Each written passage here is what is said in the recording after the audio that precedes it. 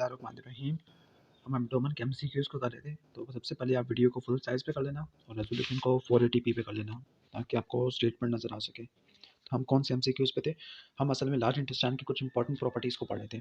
तो आपको मैं हम पढ़ेंगे थोड़ा सा ओवरव्यू लेके लार्ज इंटेस्टाइन के लिम्फेटिक ड्रेनेज का। स्मॉल इंटेस्टाइन का तो हमने देख लिया था, तो लार्ज इंटेस्टाइन का लिम्फेटिक ड्रेनेज इस तरह से करेगा कि 3 लिम्फ नोड का आपने याद रखना है। एक एपिकोलिक, दूसरा पैराकोलिक और तीसरा होगा इंटरमीडिएट कोलिक लिम्फ नोड। एपिकोलिक, पैराकोलिक और इंटरमीडिएट कोलिक होगा। जो एपिकोलिक होगी वो गट के ऊपर पड़े होंगे, पैराकोलिक होगी वो मेसेंट्रिक बॉर्डर पर जहाँ पे मेसेंट्री अटैच होगी, और जो इंटरमीडिएट कोलिक होगी ये कोलिक आर्टरी पे अटैच, कोलिक आर्टरी के सराउंड करेगी। Middle colic artery, right colic artery, ये colic artery, left colic artery, इन आर्टरी को सराउंड करेगा। तो फिर intermediate colic nodes, paracolic nodes mesenteric border पर, और एपिकोलिक नोड्स जो कि गट के ऊपर देखने को मिलते हैं। इनका लिम्फ जाएगा सुपीरियर इंफीरियर मेसेंट्रिक नोड पर। सुपीरियर और इंफीरियर मेसेंट्रिक लिम्फ नोड्स आगे बनाते हैं इंटेस्टिनल ट्रंक, इंटेस्टिनल ट्रंक से बनता है आगे सिस्टर्ना काइली, सिस्टर्ना काइली से थोरेसिक डक्ट। तो इस तरह लिम्फेटिक ड्रेनेज होती है। अब यहाँ पे दो पार्ट होते हैं लार्ज इंटेस्टाइन के जो काफ़ी ज़्यादा मोबाइल होते हैं। पहला ट्रांसवर्स कोलोन, दूसरा सिग्मॉइड कोलोन। इनकी मेसेंट्री की अटैचमेंट क्या होती है? जो ट्रांसवर्स मेसोकोलोन की रूट होती है वो अटैच होती है पेनक्रियास के। केएलएम के मुताबिक इंफीरियर बॉर्डर ऑफ पेनक्रियास, जबकि बीडी के मुताबिक हेड और बॉडी और पेनक्रियास के एंटीरियर बॉर्डर से अटैचमेंट लेती है मेसोकोलोन।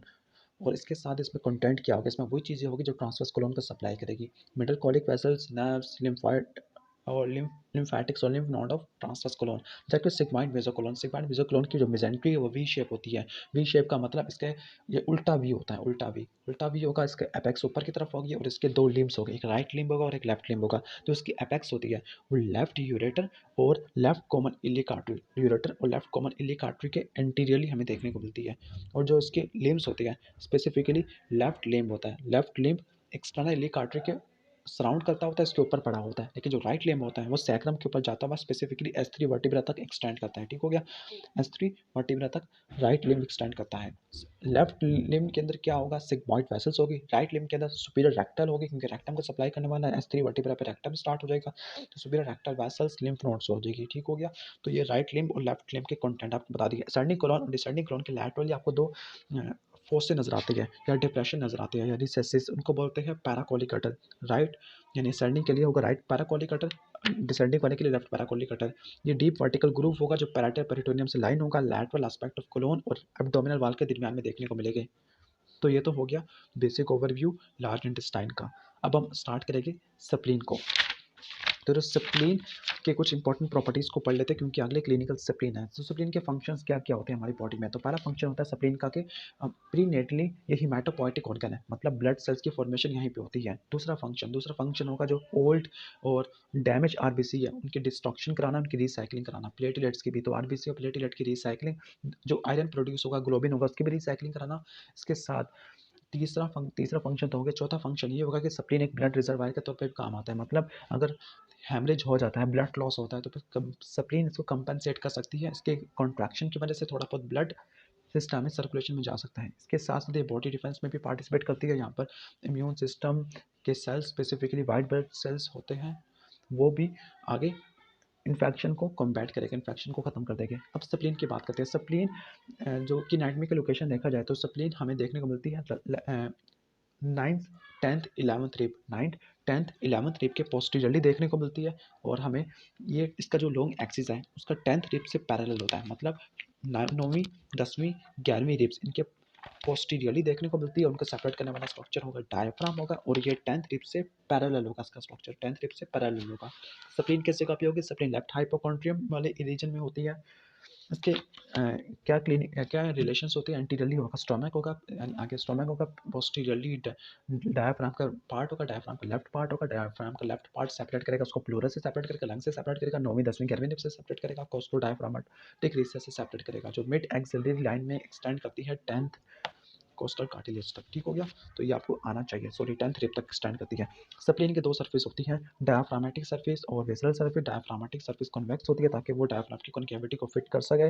इसके साथ साथ यहाँ पे स्प्लीन के दो बॉर्डर ऐसे होते हैं जो नॉच होते हैं, सुपीरियर बॉर्डर और इंटीरियर बॉर्डर। जबकि इसके पोस्टीरियर एंड और इंफीरियर बॉर्डर ये नॉच नहीं होती है, राउंडेड होते हैं। स्पेसिफिकली सुपीरियर और इंटीरियर बॉर्डर ज़्यादा नॉच होता है। Normally spleen left coastal margin से नीचे नहीं जाती, लेकिन स्प्लीनोमेगाली के अंदर दो चीज़ें देखने को मिलेगी। स्प्लीनोमेगाली के अंदर हमें spleen spleen left coastal margin के नीचे देखने को मिलेगी, इसके साथ उसका सुपीरियर नॉच बॉर्डर है वो इंफीरोमीडियली देखने को मिलेगा। दो चीज़ें देखने को मिलेगी, सुपीरियर या नॉच बॉर्डर इंफीरोमीडियली, जबकि स्प्लीन लेफ्ट कोस्टल मार्जिन के नीचे एक्सटेंड करेगी। तो ये तो हो गया बेसिक ओवरव्यू स्प्लीन का।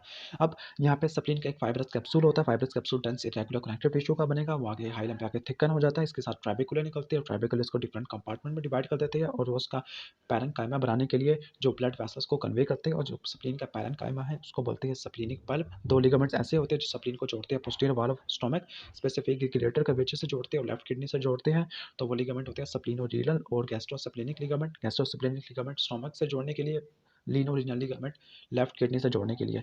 अब स्प्लीनोरीनल लिगामेंट यानी लीनोरीनल लिगामेंट के अंदर टेलोपेनिक्लियास और स्प्लेनिक वेसल्स देखने को मिलते हैं।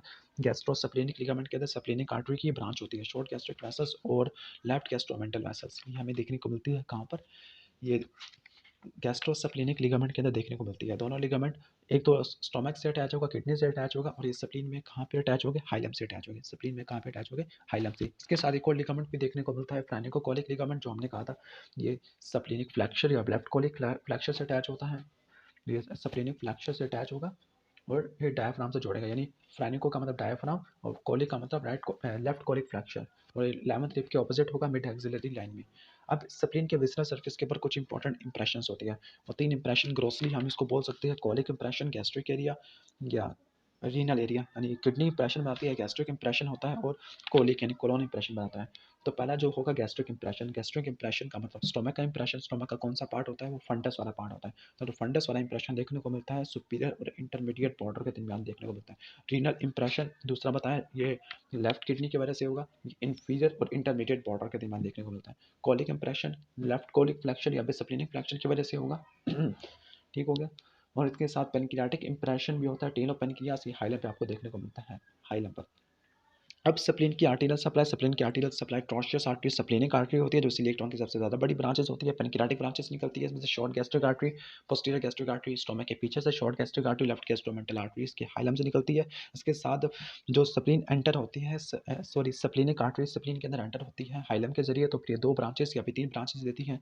ये सर्जिकली रिसेक्टेबल सेगमेंट बना देते हैं स्प्लीन के, मतलब 84% लोगों में 2 सेगमेंट होते हैं और बाकी 16% लोगों में 3 सेगमेंट देखने को मिलते हैं, जिसकी वजह से हम स्प्लीन को काट सकते हैं, सर्जिकली रिसेक्टेबल कर सकते हैं।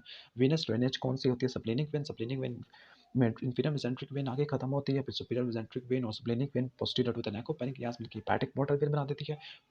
लिम्फेटिक ड्रेनेज कैसी होगी, लिम्फेटिक ड्रेनेज पेनक्रियाटिक और स्प्लेनिक लिम्फ नोड होगा, ये पेनक्रियास से भी ड्राइव करेगी। स्प्लीन को सप्लाई करने वाली नर्व होती है सिलिक प्लेक्सस वाली नर्व होती है, इनका मेन फंक्शन वेजोमोटर होता है। अब हम इसको आराम से कर सकते हैं। अब यहाँ पर देखिएगा एमसीक्यू था 56, which all of the following statement concerning the spleen are correct except largest of the lymphoid nodule। तो स्प्लीन सबसे बड़ा लार्जेस्ट lymphoid organ है, ठीक है, बात बिल्कुल सही है। इसके बाद हम आगे बात कर लेते हैं कि ये associated posteriorly with the left 9 to 11th rib, ठीक है, 9 से लेकर 10वीं 11वीं रिब में होता है, लेफ्ट अपर क्वाड्रेंट में या फिर हाइपोकॉन्ड्रियम वाली एरिया में देखने को मिलता है, और ये मोस्ट फ्रीक्वेंटली इंजर्ड ऑर्गन है। लोकेटेड इन रेट्रोपेरिटोनियली, नहीं स्प्लीन रेट्रोपेरिटोनियली नहीं होता बल्कि इंट्रापेरिटोनियल होता है। आपने 2 लिगामेंट बताए थे, गैस्ट्रोस्प्लेनिक लिगामेंट और लीनोरीनल लिगामेंट। आगे normally does not descend inferior to the costal margin, हाँ नॉर्मली कोस्टल मार्जिन के नीचे से नहीं जाती, लेकिन अगर स्प्लीन ओमेगाली हो जाए तो फिर लेफ्ट कोस्टल मार्जिन के नीचे एक्सटेंड करती है, इसका सुपीरियर नॉच बॉर्डर इंफीरोमीडियली प्रोजेक्ट करता है। 2 चीज़ें हमें स्प्लीन ओमेगाली के अंदर देखने को मिलती हैं। अब ये varies constitutively in size weight, yes vary करती है साइज में। इसका रटा मारने के लिए आपने और नंबर को करना है, इसके साइज को वेट को देखने के लिए 1 3 5 7, यानी 1 इंच थिक होगी, 3 इंच वाइड होगी, 5 इंच लॉन्ग होगी, 7 आउंस इसका वेट होगा। तो 1 3 5 7 थिक वाइड लॉन्ग और ounce, thick wide long ounce. आगे splenic artery fuller tortuous course along which of the following structure. तो स्प्लेनिक आर्टरी का क्या कोर्स होता है, स्प्लेनिक आर्टरी असल में ओमेंटल बर्सा के पीछे से होती है, और ये स्टोमक का बेड भी बनाती है, स्टोमक का बेड बनाती है, लेफ्ट किडनी के आगे से होके आती है, और सुपीरियर बॉर्डर ऑफ पेनक्रियास के। तो आपने 3 चीज़ों को रट्टा मारना है, सुपीरियर बॉर्डर ऑफ पेनक्रियास को, और लेफ्ट किडनी के एंटीरियरली लेकिन ओमेंटल बर्सा के पोस्टीरियरली। पेनक्रियास के सुपीरियर बॉर्डर से, यानी पेनक्रियास के ऊपर चढ़ते हुए लेफ्ट किडनी के आगे से गुजरते हुए आती है, लेकिन ये ओमेंटल बर्सा के पीछे, और ये स्टोमक का बेड बना देती है। स्टोमक का बेड बनाने के लिए मैंने आपको बताया था DSKPT, यानी left dome of diaphragm, spleen, splenic artery और स्प्लीन था कि लेफ्ट किडनी और लेफ्ट सुप्रारेनल ग्लैंड, ये बताया था। और PT से मैंने बताया था कि जो T था ट्रांसवर्स मेसोकोलोन का कुछ स्ट्रक्चर्स बताए थे मैंने। और पी वाला मुझे भी भूल गया है, पी वाला आई थिंक पी वाला होगा पेनक्रियास होगा, ठीक हो गया। पेनक्रियास ये भी स्टोमक का बेड बनाता है, यानी ओमेंटल बर्सा का एंटी स्टोमेंटल बर्सा की पोस्टीरियर वाल वो स्टोमक का बेड कहलाती है। तो अब हम देख लेते हैं स्प्लीनिक आर्टरी टॉर्शियस कोर्स कहाँ से रन करते हुए आती है। तो इसका सही जवाब होगा लेफ्ट किडनी के एंटीरियरली आती है, along which of the following structure greater curvature of stomach, क्या ग्रेटर कर्वेचर ऑफ स्टोमक से रिलेटेड होती है, स्प्लीनिक आर्टरी नहीं ग्रेटर कर्वेचर से रिलेटेड नहीं होती। अब ये पेनक्रियास के सुपीरियर बॉर्डर पे थी, तो पेनक्रियास के सुपीरियर बॉर्डर पर लेफ्ट किडनी के एंटीरियरली और पोस्टीरियर टू मेंटल बर्सा के पीछे, लेफ्ट किडनी के आगे और पेनक्रियास के सुपीरियर बॉर्डर आगे। The head of pancreas is embraced by which of the following structure, तो स्प्लीन का तो मैंने आपको बता दिया। अब आगे बात कर रहे हो पेनक्रियास की, तो फिर हम भी पेनक्रियास को थोड़ा बहुत स्टार्ट कर लेते हैं। पेनक्रियास एक ट्रांसवर्सली ओरिएंटेड ऑर्गन होता है, कहाँ पे पड़ा होगा L1 L2 वर्टिब्रा की बॉडी के दरमियान होगा, ट्रांसपाइलोटिक प्लेन के लेवल पे देखने को मिलता है। स्पेसिफिकली इसकी नेक होती है वही ट्रांसपाइलोटिक प्लेन के लेवल पे देखने को मिलती है, वहीं से पोर्टल वेन और सुपीरियर मेसेंट्रिक आर्टरी का ओरिजिन होता है, सुपीरियर मेसेंट्रिक आर्टरी का ओरिजिन होता है। यह स्टोमक से पीछे था, डूडिनम के दरमियान में था, डूडिनम के सी शेप कर्व बनता था सेकंड पार्ट का, उसके अंदर ये फिट होता था, उसका हेड इसकी कॉन्केविटी के अंदर फिट होता था। अब पेनक्रियास के कौन कौन से पार्ट होते हैं, पेनक्रियास के 4 पार्ट होते हैं, एक हेड होता है, नेक, बॉडी और टेल। तो सबसे पहला पार्ट होगा हेड, होगा हेड के 3 बॉर्डर्स होते हैं, सुपीरियर बॉर्डर होगा, एक इंफीरियर बॉर्डर होगा और इसका एक राइट लैटरल बॉर्डर होगा, राइट लैटरल बॉर्डर। ये वही वाला राइट लैटरल बॉर्डर है जिसने डूडिनम की कॉन्केविटी के अंदर फिट होना है, ठीक हो गया। जो सुपीरियर बॉर्डर है, सुपीरियर बॉर्डर के ऊपर हमें देखने को मिलेगी सुपीरियर पेनक्रियाटिक और डुडेनल आर्टरी, इंफीरियर बॉर्डर के ऊपर हमें देखने को मिलेगी इंफीरियर पेनक्रियाटिक और डुडेनल आर्टरी। जो पेनक्रियास का सुपीरियर बॉर्डर था, सुपीरियरली का मतलब यहाँ पे first part of duodenum, inferiorly का मतलब थर्ड पार्ट ऑफ डुडेनम, जो राइट लैटरल पार्ट था वहाँ पे सेकंड पार्ट ऑफ डुडेनम, और यहाँ पर बाइल डक्ट और पेनक्रियाटिक डक्ट दोनों मिलकर पेनक्रियाटिक एम्पुला बनाते हैं, वो इसमें से गुजरते हैं।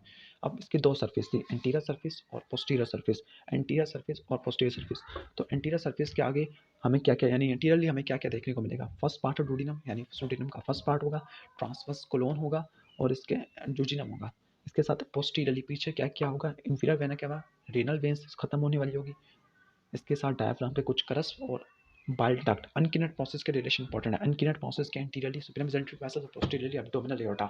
दोबारा बता देता हूँ, सुपीरियर मेसेंट्रिक वेसल्स आगे और इसके पोस्टीरियरली एओर्टा देखने को मिलता है। तो अनकिनेट प्रोसेस असल में inferior part of pancreatic head है, उसकी प्रोजेक्शन होती है जो कि सुपीरियर मेसेंट्रिक आर्टरी के पीछे, यानी इसके आगे superior mesenteric artery abdominal aorta होता है, ठीक हो गया।